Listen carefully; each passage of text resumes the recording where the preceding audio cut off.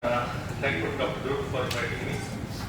I think આજે આપણે સવારથી જે ડિસ્કશન ચાલે છે બહુ સરસ discussion fever related and most of the causes we all know the fever is related to most of the cases some underlying infection process, but that is not true for all the patients. Cancer and many other disorders which is not a part of infection, the fever is one of the presentations, and sometimes as our routine practice we miss those diagnoses, and that's why it is very important to discuss some of the lights regarding the early presentations of the cancer with pyrexia and those kind of patients.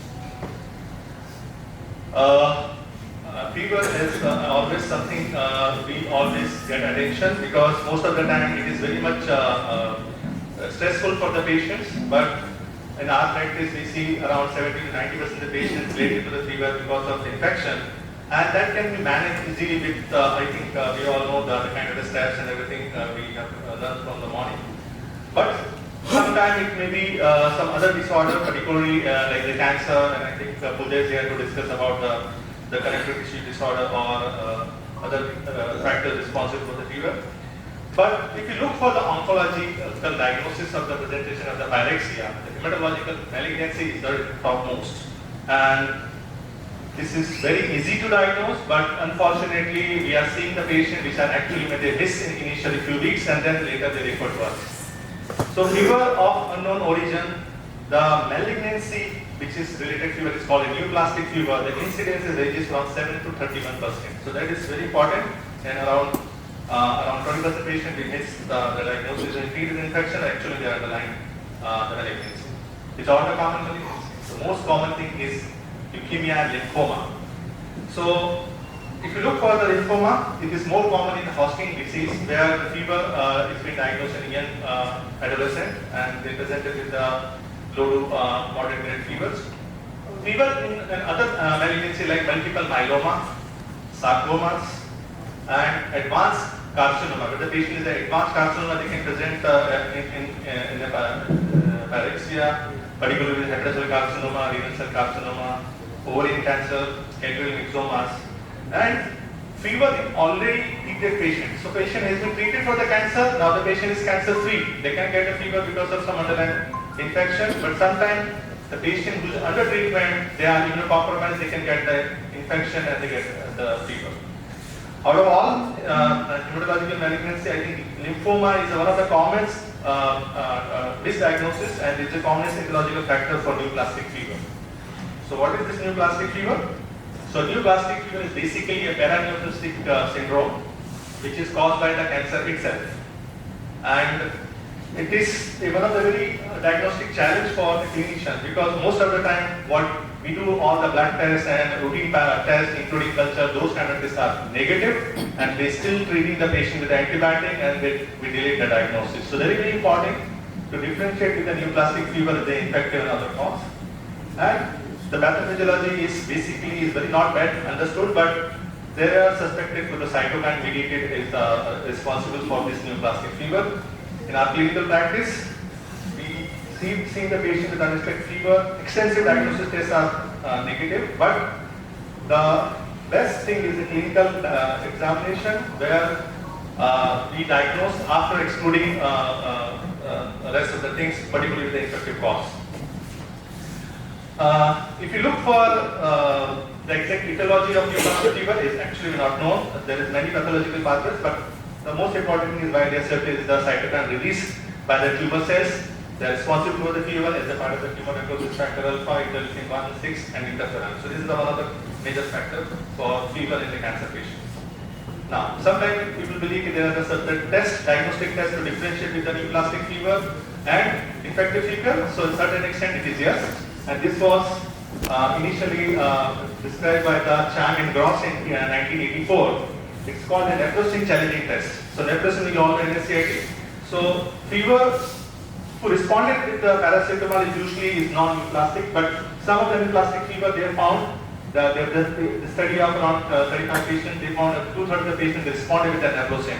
So they found that nephrosin is one of the drug that can differentiate with the neoplastic fever infected, but later on the many of the studies are not positive. So it is not a widely accepted test for differentiating between neoplastic fever and the routine fever, but still people are using naproxen in the practice. So we should always understand using the NSAID in undiagnosed patient is always challenging, but this is the one factor where the patient has been investigated, not responding to the fever. You can try the naproxen, but I think it's better to investigate further. What are the tests we need to diagnose? If you're looking for non-infective cause, I think that the best thing is to perform a complete blood cultures. There is enough discussion, but here I need to give one other very important emphasis is to look for the morphology of the cells. In leukemia, the most important is the premature cells, particularly the lymphoblast or myeloblast. So any of the pathologists, many times what happens, we're looking with hemoglobin platelet, hematocrit and WC count, which is borderline right or maybe high or sometimes even low in the patient with a packed marrow where the pancytopenia is the presentation. But if there is a blood picture which showing the blast, it is most likely the leukemia. And you know the leukemia there is a 4 common types of leukemia. There is 2 acute leukemia, acute myeloid leukemia and acute lymphoid leukemia. And 2 chronic leukemia is chronic myeloid leukemia and chronic lymphoid leukemia. Here is the role of the clinical examination. Acute myeloid leukemia, most of the patient, your clinical examination is absolutely normal. While in acute lymphoid leukemia, you will get lymphadenopathy or organomegaly. While in chronic myeloid leukemia, the only thing which you will positive is splenomegaly. So sometimes the patient is an old patient, long sleep, you probably can get a gross splenomegaly also. While in chronic lymphocytic leukemia, which is more common in the elderly population, will just get a simple generalized lymphadenopathy, which is not tender, or patient is not, even in your routine examination, you find a high lymphocytes or high WBC count, and the patient is lymphadenopathic. So this could be diagnosed with asymptomatic chronic lymphoid leukemia. But if you feel that the patient is a fever, patient is sick, your blood picture is showing some kind of the atypical cells, could be blast, it is always advisable to go for a bone marrow examination. There's one thing is very important. Single bone marrow examination is never recommended. Bone marrow test is basically for the 3 tests. One, for the confirmation by doing a cytological examination of the SPR examination. The second thing is the flow cytometry. The flow cytometry is basically to differentiate the different kind of the leukemia. And because in acute myeloid leukemia there is 8 types, N0 to N7. In acute lymphoid leukemia it is L1 to L3, and even CLL and CML. We need to differentiate by the flow cytometry. The third test we get and the bone marrow examination is the cytogenetics. For prognosis, cytogenetics is must. So any patient, nowadays the treatment is not standardized, it basically depends on the risk of the patient. So with the cytogenetics in bone marrow, we can differentiate the risk of the patient, whether the patient is a good risk or intermediate or poor risk, and then tailor our treatment. So we should not hesitate doing this investigation when we feel the leukemia. And this is one of the common presentation, which is fever as an unknown origin in the lymphoma. I already said Hodgkin lymphoma, which is in young adults, is very common. The most important thing is the associated symptoms. So whenever there is a lymphoma, is a fever, so always look for the B symptoms like weight loss, malaise, perspiration, along with the fever. And the clinical test is doing a lymph node biopsy, and this biopsy alone is not sufficient. Here is very important thing, we should not advise you doing FNAC if you are suspecting the lymphoma. Nowadays we are doing the FNAC very rarely, but the best thing is to go for the excision lymph node biopsy or a total biopsy in case where the assessment is a problem. But lymph node biopsy is basically for just a morphological diagnosis, but finally the immunohistochemistry differentiate whether it is a Hodgkin lymphoma or non-Hodgkin lymphoma, and even in a non-Hodgkin lymphoma, to further categorize whether it is a follicular lymphoma, diffuse large B-cell lymphoma, mantle cell, marginal, so various kind of lymphoma.